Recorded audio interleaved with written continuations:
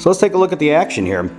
So it looks very similar to its big brother, the M1 Garand, and is essentially it's the same action. All this is a short stroke piston on this one as opposed to a long stroke gas piston. It's got a rotating bolt, as you can see right there. As it cycles, it rotates. You'll kick out the shell as it comes back, and then rotate the next one into the chamber. Right here you can see this little button on the cocking lever. That'll lock the action back, which I don't know if I'm going to be able to do one-handed because I'm holding the camera. But it's a top ejection. These are very strong actions. These just do absolutely excellent. You have very little jamming, especially with these box magazines, as long as everything's seated correctly. So they really knew what they were doing when they engineered this thing. She's going to look very similar to something that you guys have seen in a previous video, the Mini 14. Right? Pretty much the same thing. This is the predecessor to that. This is the original deal. And then the Mini 14 was actually based off of these.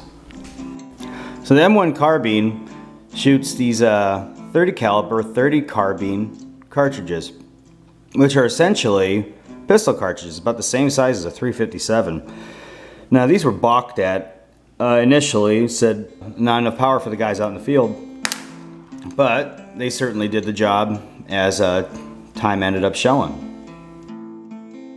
Typically you'll find these carbines with standard 15 round magazines. Also you can get later issue, and there's also aftermarket magazines, these stick mags. These things are pretty great. I think these, I'm not 100%, don't quote me on it, I think these came around more towards when the M2s came out to accommodate for the full auto. Alright, we can take a look at the rear sight here. So it is a peep sight, as you can see right there, which became very handy as they became more in use. And it is ranged, I don't know if you could really see it, the lighting is kind of poor, but it ranges from 100 to 300 yards. Right now it's sitting in 300 yard configuration. At the very front being 100, and then you got 2, 2.5, and ultimately 3. There were several different sight configurations with the M1 carbines. This one being an inland, it came standard with this one, but you could also get like there were flip-up sights too, or there was just regular dovetailed ones that weren't adjustable.